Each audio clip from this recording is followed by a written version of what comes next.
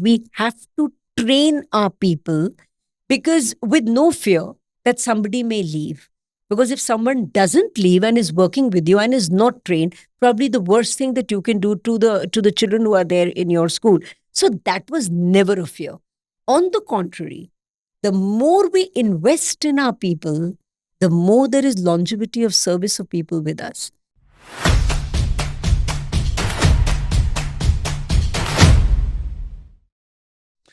Welcome to Will Talks, everybody. Today I have an incredible guest, someone who has been passionate about education for over at least 33 years. Someone who understands what education is, how schools are run, and how children perform, and what really makes them tick. We have with us today Mrs. Amrita Burman, the director of the Sunbeam Group of Educational Institutions from the sacred city of Varanasi. How are you doing today? All good, all good. And after attending your session yesterday, I think I'm doing better and more confident. Wow. And I have to tell you that the way AI is just it's made so much of let's call it hype for now. Yes. The kind of hype it's created in 2 years. How did you come across AI, and how did you what were the first things you remember of AI and things like that? It'd be nice to just get a feel. So I think it's the buzzword just Ah. about everywhere that I go. And there are so many youngsters around in education these days. Everybody's talking about AI. Mm. So it intrigued me. Mm. And I kind of tried on my own to explore. Mm. I haven't been the best, but still, I did try. Then I have a great team. Some of them are young, they're exploring on their own. So then we sat down and we said, okay, what is it that you guys are doing? And I found something real exciting happening. So I thought it just cannot be confined to just these few people. It has to be there at Sunbeam because I saw how it was making work easy, how it was saving time. And that's what we've been talking about. Mm. Where do I get the time to connect with my students? And I thought, oh, wow, the Mm. answer's here. Mm. If you do a lot of that mundane work through AI, Mm. you actually get quality time to connect with students. So, keeping all those things in mind, I thought, let's have someone come in Mm. to do a training for everyone, all 800 teachers. And then, of course, as far as you're concerned, I did follow you. I heard about you. I heard you. And then many people spoke to me about you. I saw you at some conferences. I went to attend your session. Mm. And then I said, wow, he's the guy who needs to come and train my teachers. And I'm glad it's happening. Oh, thank you. It's an absolute honor, and I'm really humbled that you took that decision. And I do know that you go for so many workshops, right? So, uh, in a before AI, I keep wondering how these workshops were, right? We would go to these workshops because we would really want to learn something, no? And do you remember a lot of the workshops that you've been to? Any workshop that comes to your mind, like over the past 10, 15 years, maybe? So there have been a lot of workshops. In fact, the few that I attended probably 20 years back, 20, 25 years back, um, a lot at that time used to happen only through CBSC. Mm. There were very few private players who would really get into education and do workshops. They were, but very few. Most of it was either CBSC or they were the publishers who would take workshops. Quality, some good, probably some not very good. So we used to feel, oh, I mean, we went there, but it was a waste of time. Yet we used to travel. The reason why we used to travel is you never know where you would strike gold, Mm. number one.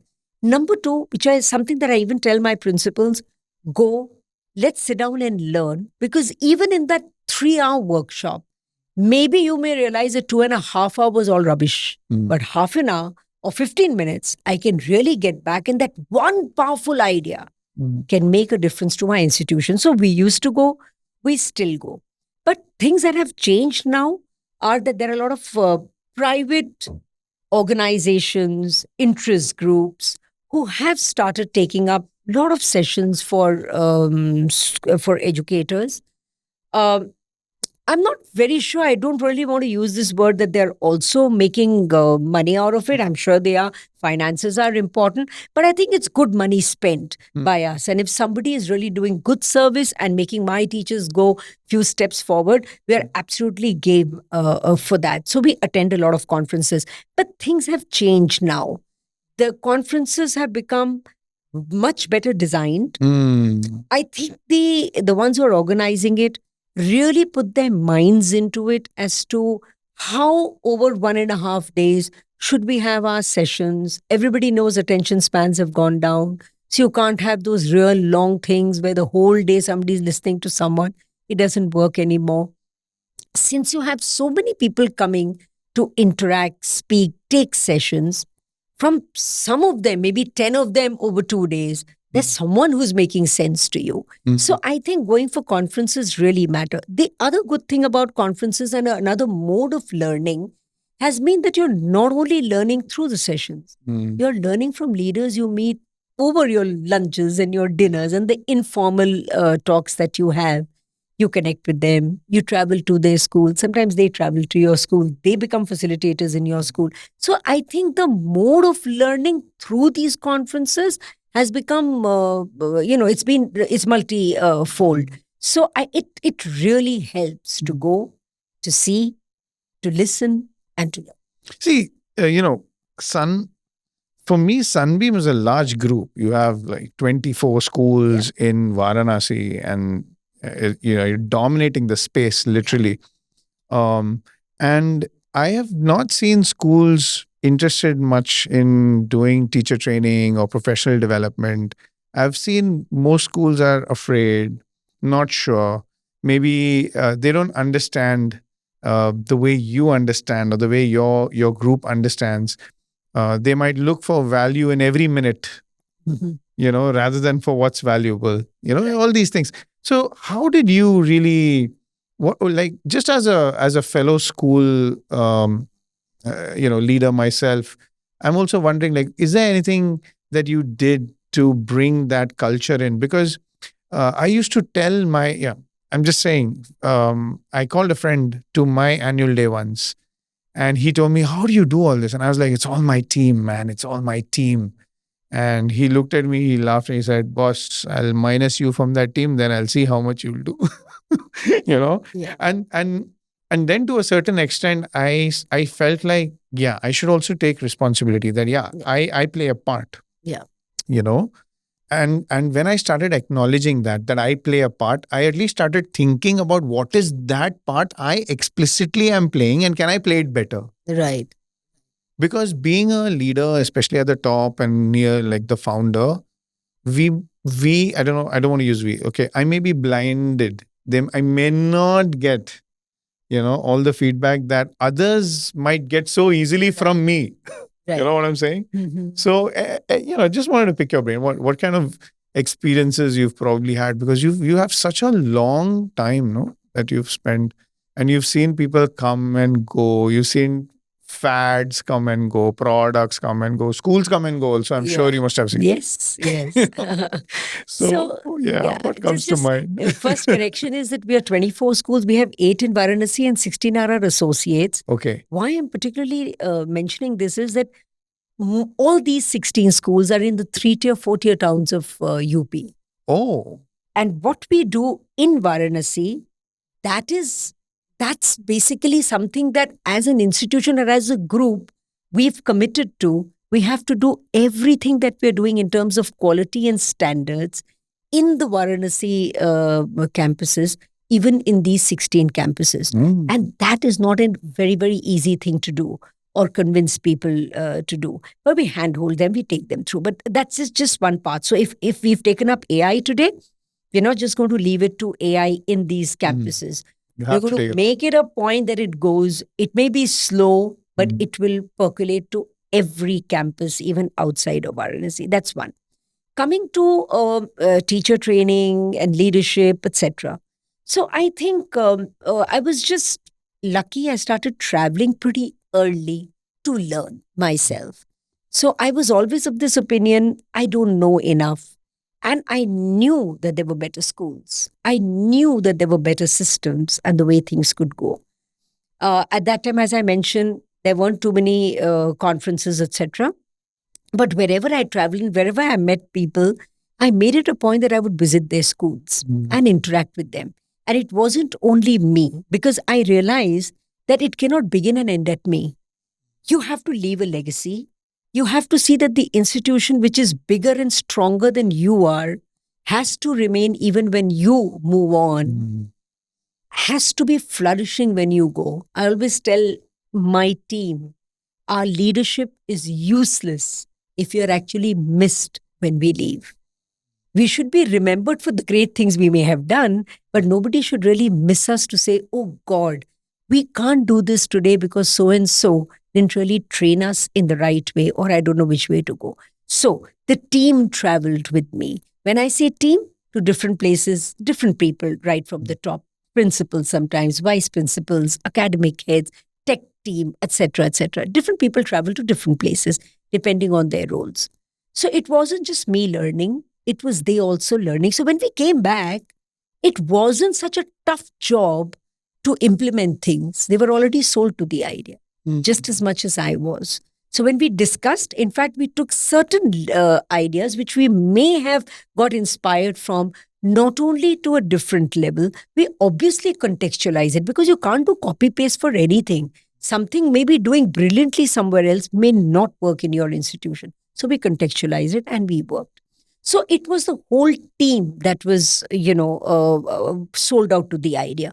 When it comes to teacher training and my role, I think just as much as I was sold out to the idea that we have to train our people, because with no fear that somebody may leave. Because if someone doesn't leave and is working with you and is not trained, probably the worst thing that you can do to the children who are there in your school. So that was never a fear. On the contrary, the more we invest in our people, the more there is longevity of service of people with us.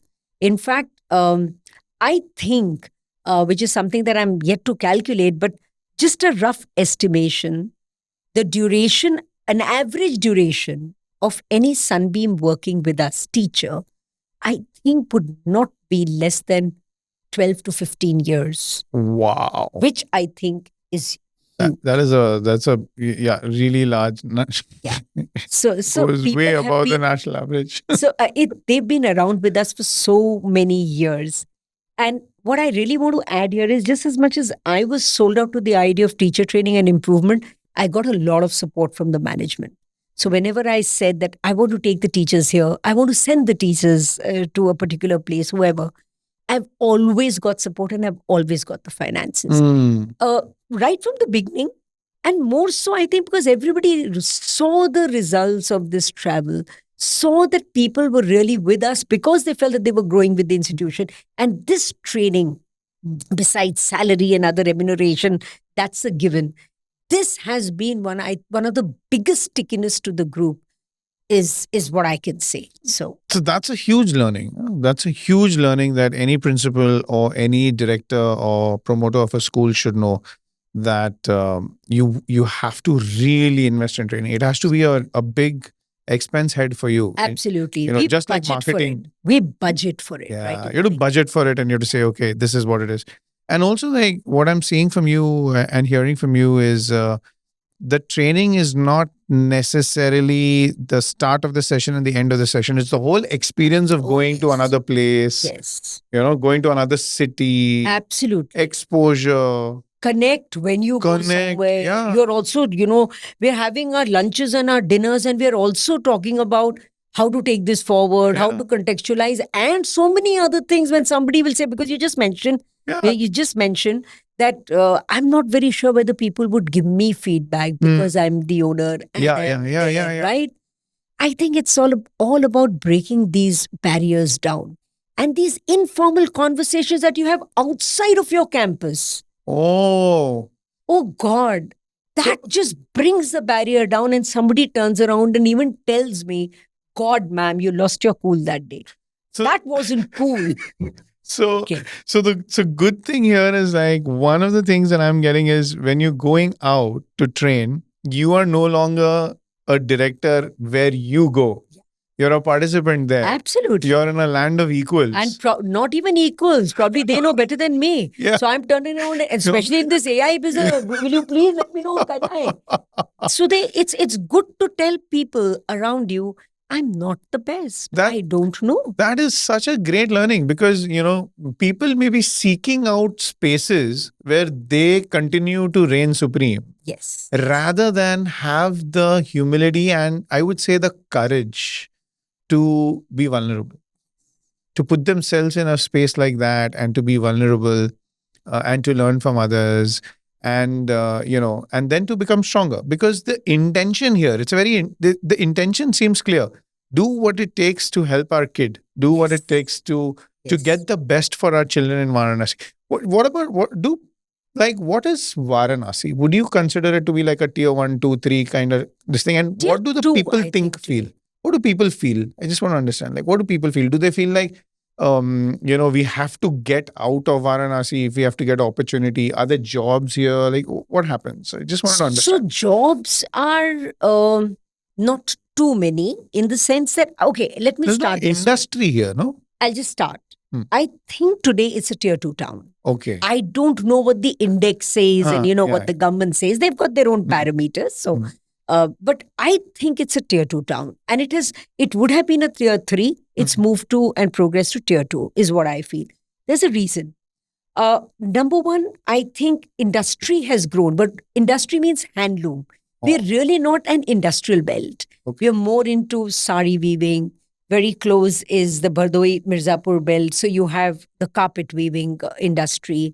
There are many others. In fact, as far as I know, if I'm not mistaken, Varanasi has got the highest GI tags in the country.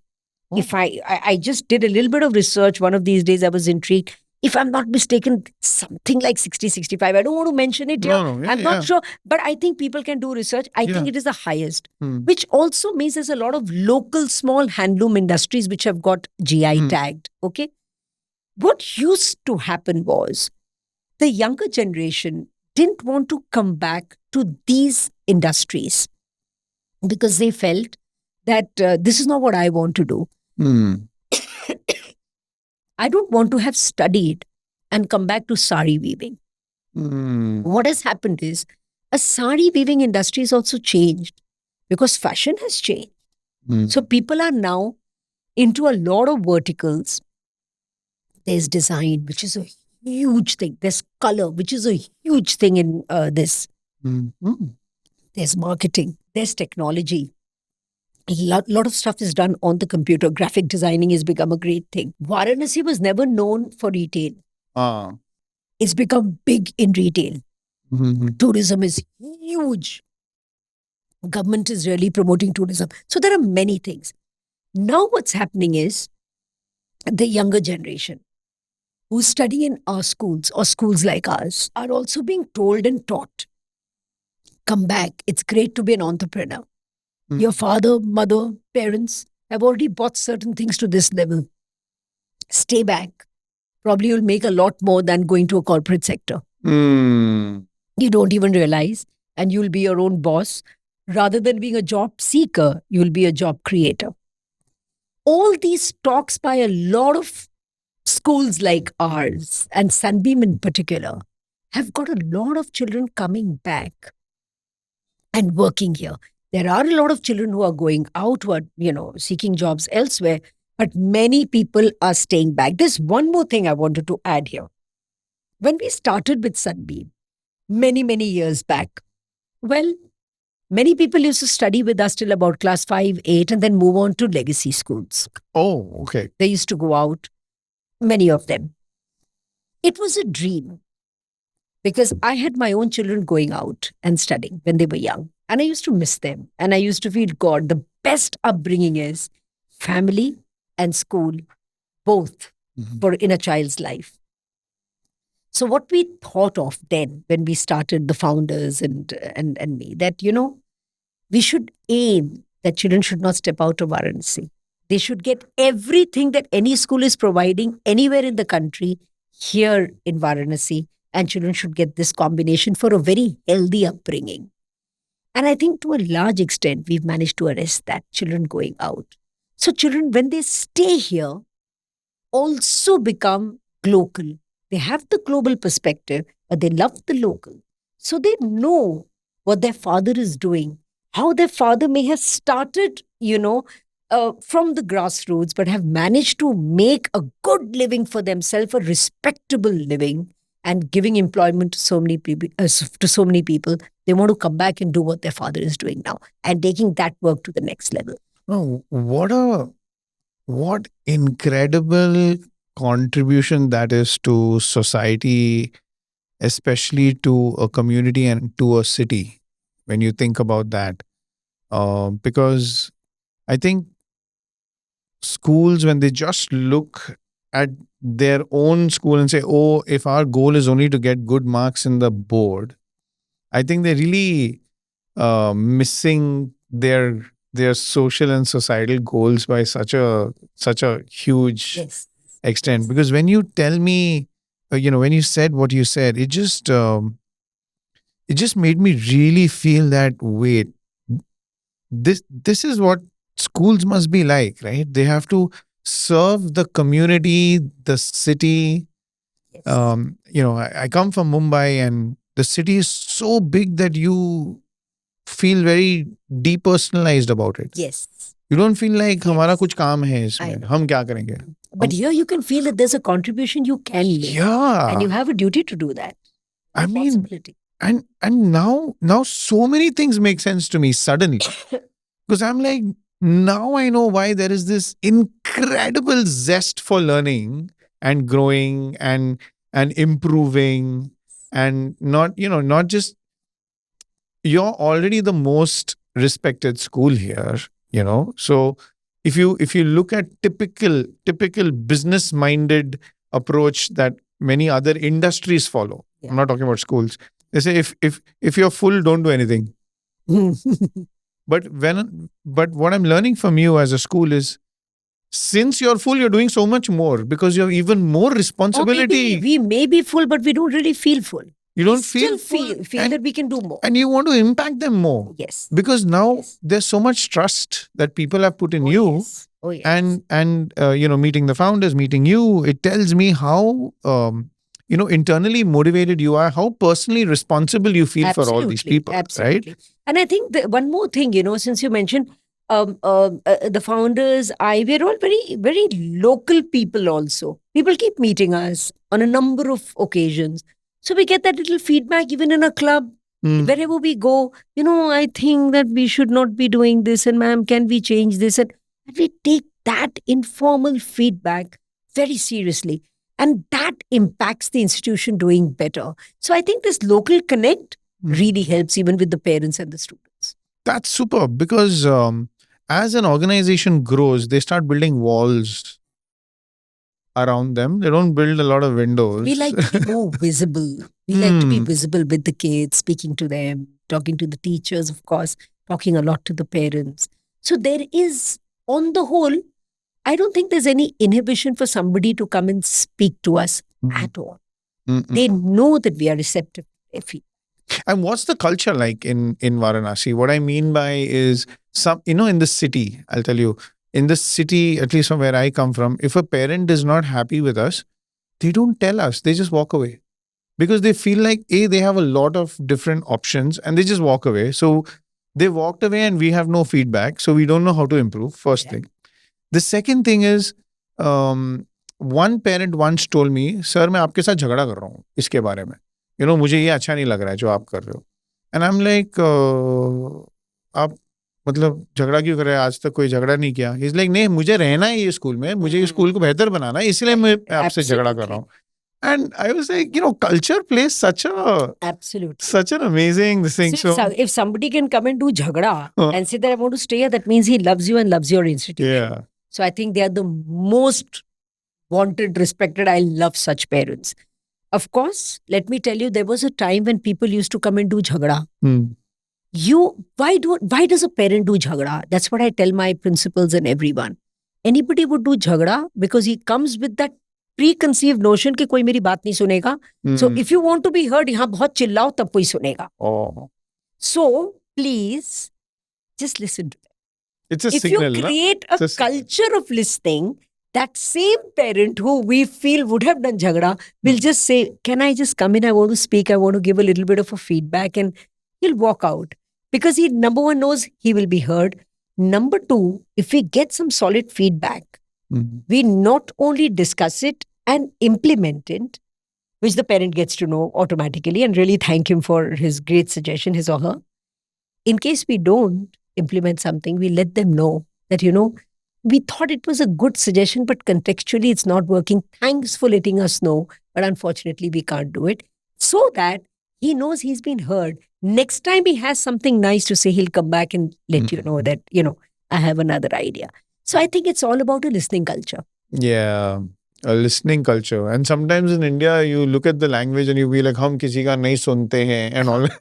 These It colloquial. doesn't work. It doesn't. It doesn't work, It right? doesn't. We have to listen, and we may not have to agree, Yes, but we have to listen. I can agree to disagree with you. Yes, absolutely. But you as a parent, I think Parent has a right, no, to be biggest heard. stakeholder. Yeah. The child will move out after 15 years from my school.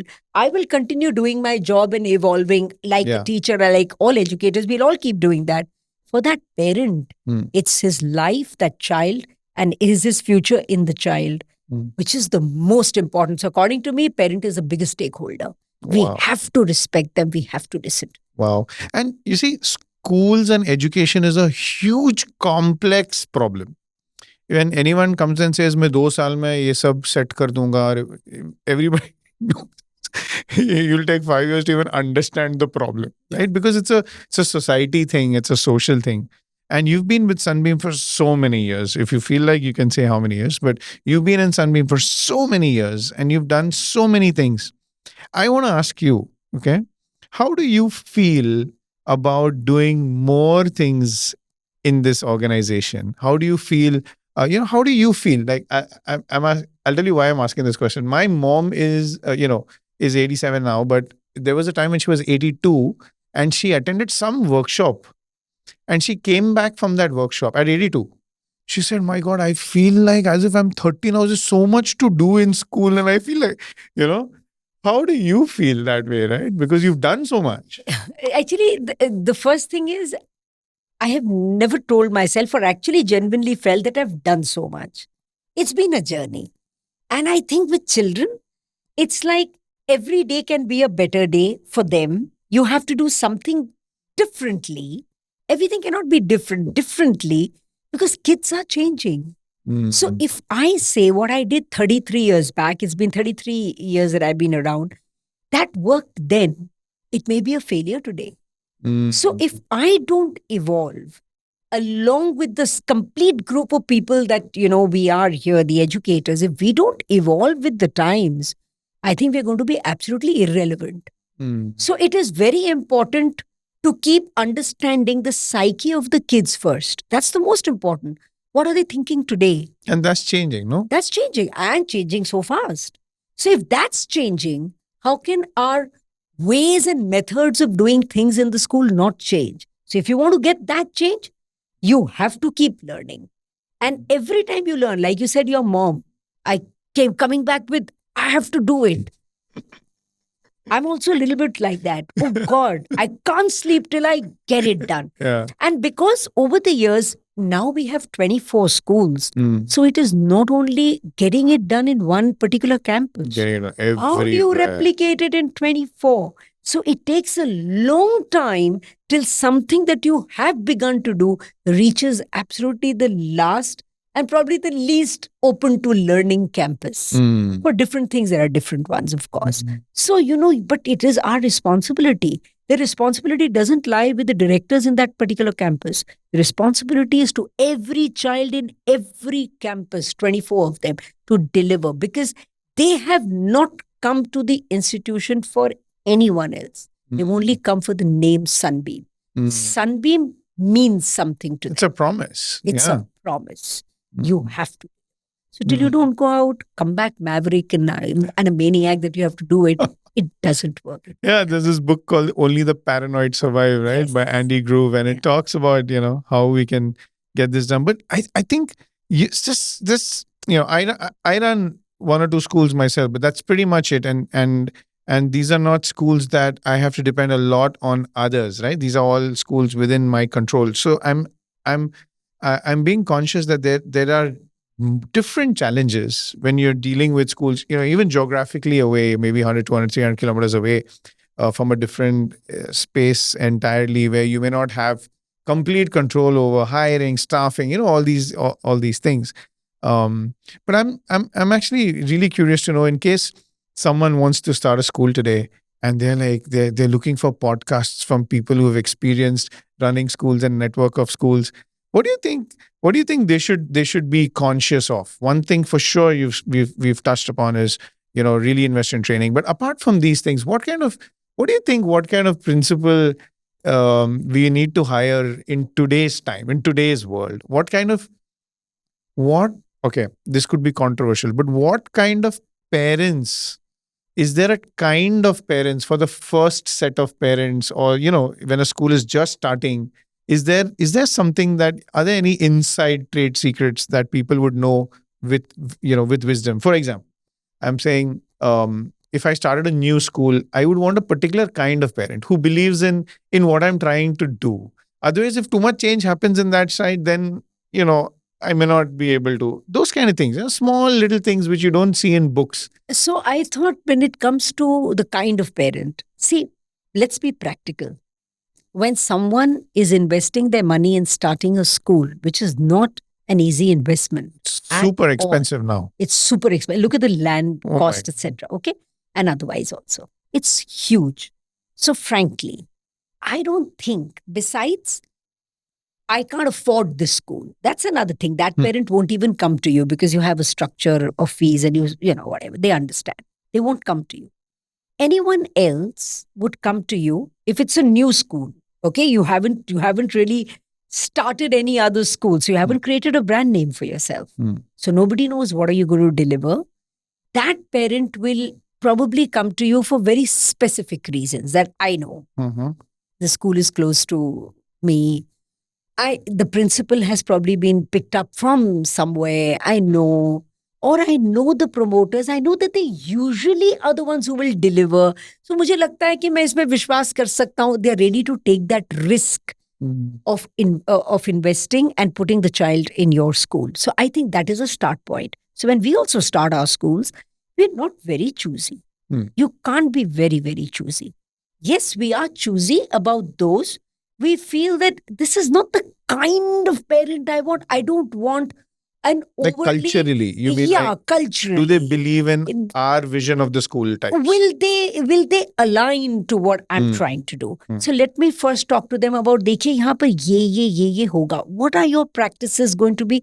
What's the vision of So your that school? pre-admission Is very orientation, important. pre-admission, Pre-admission. not a sales Yeah. pitch. So It you is a need to proper- just tell them, this is what I'm going to be. If you really want to come on board, well, you're welcome and your child is welcome. So you're setting the expectation. Absolutely. That's one. And therefore, you open your doors to most of the people, except those 3, 4, 5, whatever, who just fall out because they feel, कि नहीं नहीं ये सब तो देखिए हम हमारे नहीं लिए कर नहीं है." सकते हैं, नहीं है, ठीक है, then that's fine. Don't come to me. Once you've taken people on, my experience says 99% of the people, let's say 95, okay, stick to you. Why? In the very first year, and I would say from the very first day, if your approach to education and teaching things to the, I would say delivery rather than teaching, the teaching learning pattern in the school is one of honesty, trying, being with the kid, connecting with the parent, connecting with the kid being happy. And when I say happy, it's not about popularly just being happy. Aapko kuch bhi karna, aap karo, you can still be happy. No. Teach the right and the wrong, the ethics, the values, the morals, everything. When the child is with us for about a month, I'm talking about the new schools, and I'm even going back 30 years.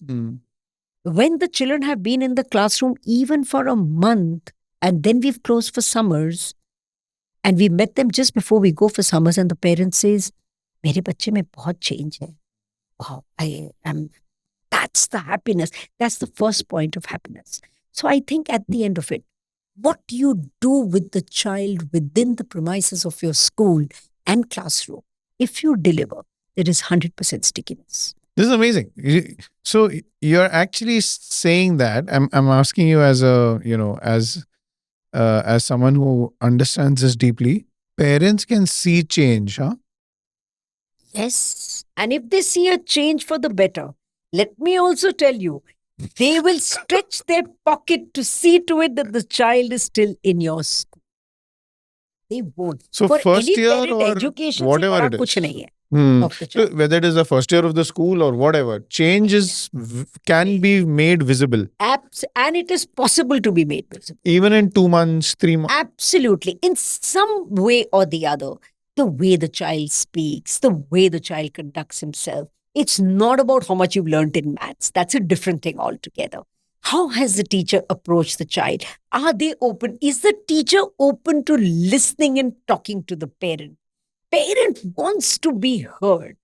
So what I'm getting here is like, while the parent may come and complain about academics, the parent by academics I mean by marks, and Yeah. they may say, oh, marks can, all that, but they may stay because of the change they're able to see. They may not be able to, they may not even be able to articulate it, but because of the change that they're seeing in their children. So, I may have been sending my child to another school where marks were easy to get. And therefore my child was getting 80%. ये क्या हो गया? आपके school में आया तो बच्चे का मार्क गिर गया. Yet they say, but हमको लग रहा है कि वो सीख ज्यादा कुछ तो है. वो सीख ज्यादा रहा है. सीख रहा है. Now वो सीख could also be maths. It could also be basic mannerisms, the way they speak, the way they behave, what they go back home, how excited they are when they go back home and talk about school. And when they get up in the morning and they say, आज छुट्टी क्यों है? मेरे को तो school जाना था.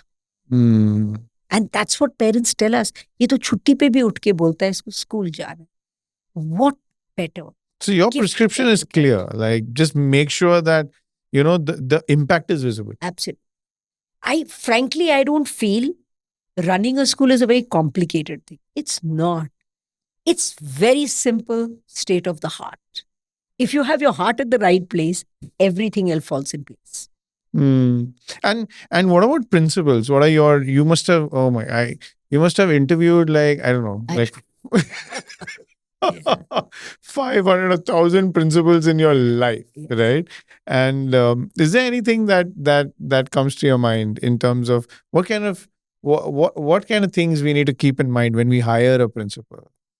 And also, there will be so many principals listening to your conversation. If they should move to the next step like you, because according to the government, I don't think there's anything higher than principal in a school. In a school, absolutely. But director, joint director, or CEO, these are all new things. These are the new posts that have been created, over the years. What do you feel about the new organizational structure? If you have to hire principals, what we've done and where our success story has been with principals is most of them have been teachers with us, but we also saw whether they have the leadership quality. Sometimes the mistakes people make is somebody's been a great teacher, appoints so-and-so as the principal. It's not about that. A great teacher may be a great teacher, but may not have the right leadership skills. So a great teacher with the right leadership skills is a great combination that you can have. And that's where we've kind of, people have, of course, applied from the school itself, but we've actually eyed them and said, would you like to apply for the post of a principal? Because you watched them, seen them working. So I think leadership quality is the most important. Attitudes, according to me, is very important. A positive attitude to learn, to be humane, to say, I don't know, and I would like to move forward in this learning journey makes all the difference, So I think when you have all these things in place, honesty, moral values, because I personally feel if the leadership qualities are there, raw, they need to be polished and brought up to the next level, there is no dearth of ways that you can do it. But if the attitudes are not right, if the moral values are not right, can't do anything to anyone at the age of 35, 40 when people usually become principals. Mm. When it comes to can I become more than a principal, take up charge, then when you are, that's also something that we've done. Mm. So when you are a principal, do you have a vision to see beyond what's happening only in your single one institution? Do you have a broader vision to be able to then do probably more than one campus? Because usually directors or somebody who's sitting over 2, 3 campuses, and taking care. So more than one campus. And do you have a vision of doing much more to the institution than what you could have done just as a principal, which means travel a lot, envision, be creative, think of new things, understand where things are not working right, and you could really take the institution to the next level. The principal has brought it here, but now I'm one of those who can envision and take it there. So if you have those additional qualities, you can obviously move on, because I've noticed a lot of people who've got more than one campus do want to keep a director, a CEO, because they feel you need somebody who can coordinate between different campuses, someone who can take care of more than just the everyday operations that the principals are doing, but sometimes coordinating the 3 principals. Who's going to do that? Best practice sharing between 3 campuses. Who's going to do that? So you have to have a different vision. It is very altogether, easy sir. to fall into silos, no? Yeah, It's- very easy. Very easy. You actually have to draw people out and say, look, you have a best practice, have a large heart now. Share. Sharing is sometimes not the Difficult also. very difficult, very difficult, because you can grow, but you don't want to see other people growing, which Yeah. I think is sad. I think we should have absolutely open doors and open hearts as Mhm. educators. Incredible. You don't have to take my recommendation, but I really think that if somebody wants to start a school, or even if a school wants to hire a new principal, they should also have other people sitting in interviews, and go find madam on LinkedIn, DM her, and try and see if you get an appointment. But I think people like you who've just seen so much, right? You're able to detect things so quickly, which I think is such a gift that a lot of others need to be able to look at. But I just want to say my experience at Sunbeam so far has been just spectacular, because just watching the way everything is done, there seems to be a high level of accountability in every member of staff.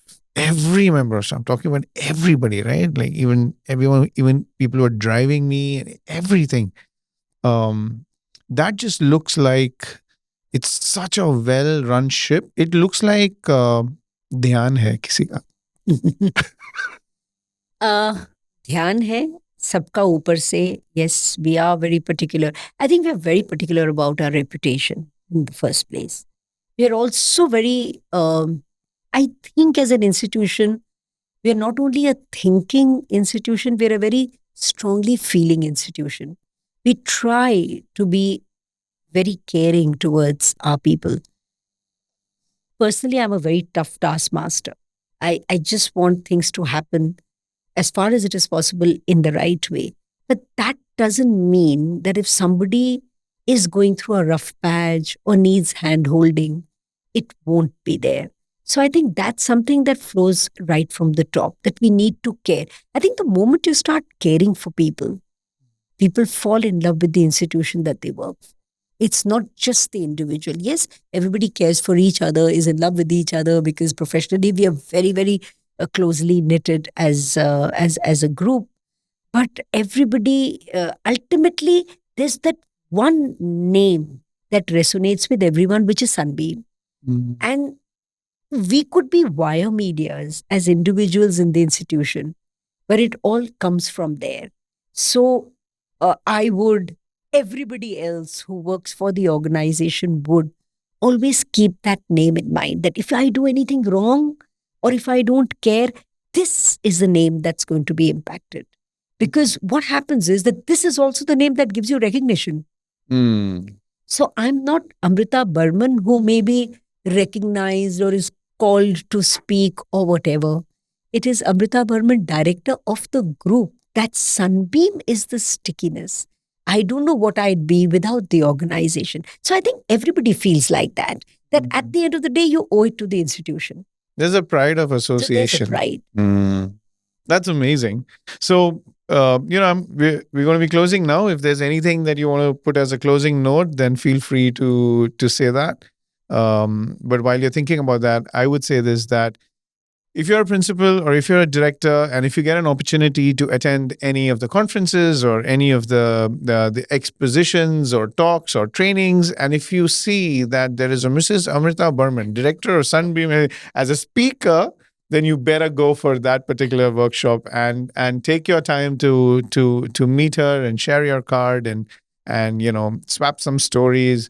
I'm sure it's going to be a absolutely eye-opening experience for you. Just the connect to have, especially when people like ma'am are so caring and genuine.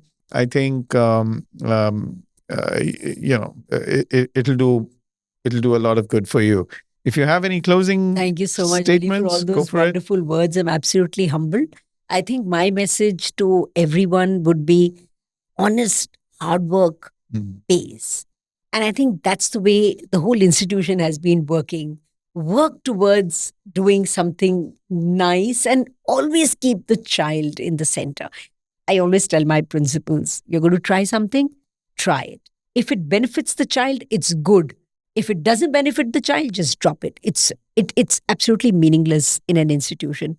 To all those who are going to be aspiring principals or are principals, just keep working hard and you'll achieve it. And another thing I always insist, you can be very commonplace like I am. I think the only thing that works is just continuously keep going on the journey and you will achieve. There's no magic wand.